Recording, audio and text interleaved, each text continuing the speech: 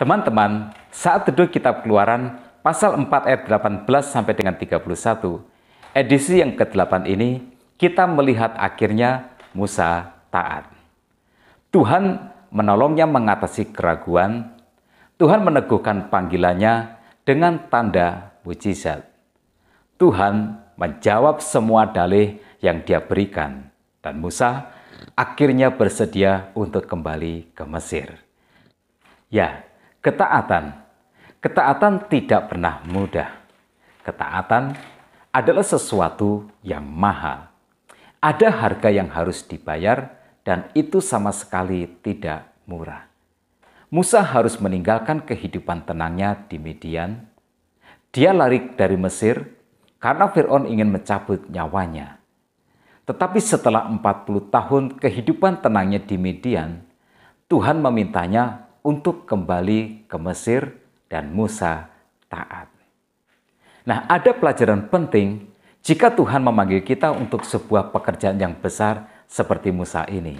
Yang pertama, restu orang tua dan dukungan keluarga sangatlah penting. Ayat 18 berkata, lalu Musa kembali kepada mertuanya Yitro, serta berkata kepadanya, izinkanlah kiranya aku kembali kepada saudara-saudaraku yang ada di Mesir, untuk melihat apakah mereka masih hidup. Yitro berkata kepada Musa, pergilah dengan selamat. Ya, Musa meminta restu Yitro. Dia tidak menceritakan semua. Dia tidak menceritakan bahwa dia baru saja melihat semak belukar yang menyala-nyala tetapi tidak terbakar. Dia tidak bercerita bahwa Tuhan telah menampakkan diri kepadanya dan mengutusnya supaya dia kembali ke Mesir untuk membawa bangsa Israel keluar dari perbudakan Mesir. Musa ingin kepergiannya ke Mesir mendapatkan restu dari mertuanya dan dia mendapatkannya. Restu orang tua dan dukungan keluarga sangatlah penting. Memang Musa tidak menceritakan, Tuhanlah yang memintanya kembali ke Mesir. Pada waktunya nanti, pastilah Yitro akan memahaminya. Tetapi cukuplah bagi kita untuk menangkap pesannya, bahwa restu orang tua adalah sangat penting. Dukungan keluarga sangatlah penting.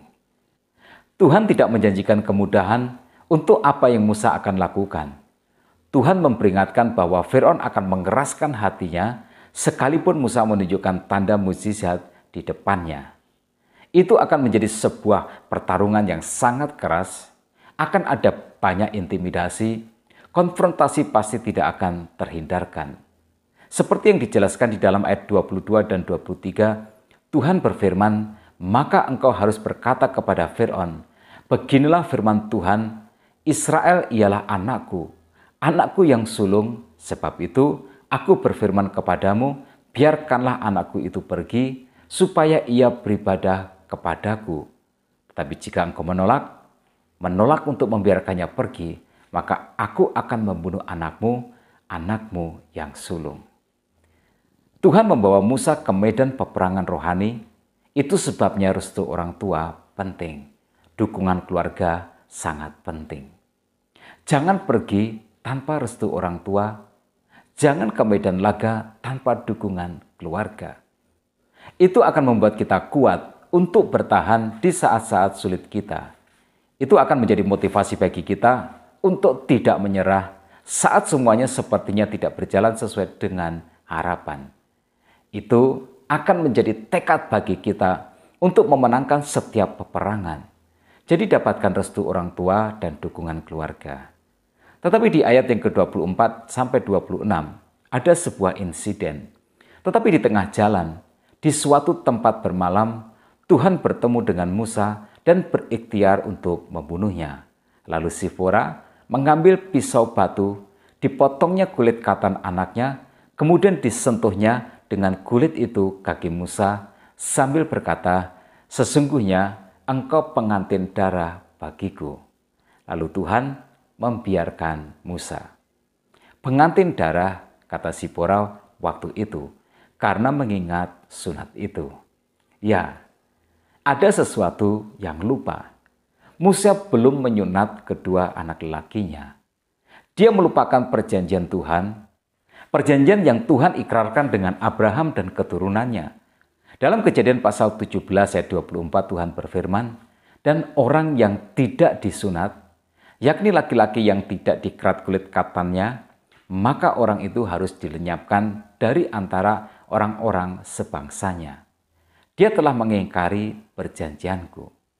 Nah, mengapa Tuhan begitu keras tentang sunat? Dunia yang indah ini bukan hanya Tuhan dan umatnya yang ada di dalamnya. Ada iblis juga, ada kejahatan, ada dosa, dan ada penghukuman Allah. Dunia adalah medan peperangan rohani yang terbuka bagi setiap anak-anak Tuhan. Dan Tuhan menjadikan sunat sebagai tanda perjanjian bahwa umatnya, umat pilihan Tuhan, ada di dalam barisan Tuhan yang akan memenangkan peperangan dan tidak akan dihukum. Jadi Sipora dengan secepat mungkin menyunat kedua anak lelakinya dan selamatlah mereka. Dunia kita juga sama. Bukan hanya Tuhan dan kita yang menjadi penghuninya. Kita juga memiliki perjanjian keselamatan bahwa mereka yang percaya kepada nama Yesus yang telah mati di atas kayu salib itu untuk menebus dosa manusia adalah mereka yang diselamatkan, yang diampuni dosanya, yang ditebus, dan yang dijadikan benar karena imannya. Dan untuk itu ada tanda perjanjian, yaitu baptisan dan perjamuan Tuhan. Baptisan adalah pernyataan iman bahwa kita telah turut mati bersama-sama dengan Kristus, dan sama seperti Kristus dibangkitkan, kita dibangkitkan di dalam hidup yang baru. Sedangkan perjamuan Tuhan adalah kesaksian iman kita bahwa Yesus telah mati bagi dosa-dosa kita. Restu orang tua penting, dukungan keluarga penting, lalu ini yang sangat penting. Yang kedua, pastikan posisi imanmu bahwa engkau sudah diselamatkan. Engkau sudah menerima Yesus sebagai Tuhan dan Juru Selamatmu. Yang ketiga, jangan buang waktu dan energimu untuk sesuatu yang tidak perlu. Musa tidak membuang waktu lagi. Dia segera bertemu dengan Harun, menceritakan semuanya, dan kemudian mereka ke Mesir, mengumpulkan tua-tua Israel, dan Harun menceritakan semua yang Tuhan katakan kepada Musa. Ayat 31 berkata, lalu percayalah bangsa itu, dan ketika mereka mendengar bahwa Tuhan telah mengindahkan orang Israel dan telah melihat kesengsaraan mereka, maka berlututlah mereka dan sujud menyembah. Nah, perhatikan ini, sebab ini adalah pelajaran pentingnya. Kebebasan bangsa Israel dari perbudakan Mesir adalah secepat mereka merespon panggilan Tuhan. Kebebasan bangsa Israel dari penderitaan dan juga kesengsaraan akibat perbudakan itu adalah secepat mereka percaya kepada berita pembebasan yang disampaikan Harun dan Musa. Kebebasan bangsa Israel untuk menuju tanah perjanjian, secepat mereka patuh kepada Tuhan, secepat mereka percaya, secepat mereka bertobat, secepat mereka kembali kepada Tuhan dan menyembah Tuhan. Musa sudah membuang-buang waktu selama 40 tahun dia di Midian. Musa sudah membuang-buang waktu dengan keraguannya dan dengan semua dalih yang dia berikan kepada Tuhan. Tetapi ketika dia sudah mendapatkan imannya kembali, Musa tancap gas. Musa tidak mau membuang-buang waktu lagi. Nah, jangan buang-buang waktu dan energimu untuk sesuatu yang tidak perlu. Imani Tuhan sebagaimana dia harus dipercayai. Taati Tuhan sebagaimana dia harus ditaati. Saya akan simpulkan kembali pelajaran dari kisah ini. Yang pertama, ketaatan itu mahal. Karena itu jangan kacaukan dengan semua hal yang dapat menjadi masalah dan halangan bagi perjuangan kita. Dapatkan restu orang tua, milikilah dukungan keluarga, pastikan bahwa kita sudah memiliki juru selamat di dalam Yesus Kristus. Lalu bergeraklah cepat dan juga tepat.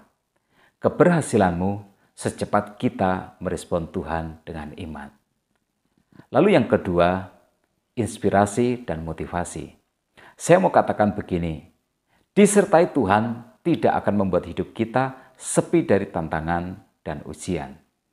Tetapi tetaplah terus melangkah, karena ketaatan dan keberanian kita akan menjadi ketaatan dan keberanian dari orang-orang yang ada di dalam pelayanan kita. Tetap semangat dalam kehidupan. Tuhan Yesus memberkati kita semua.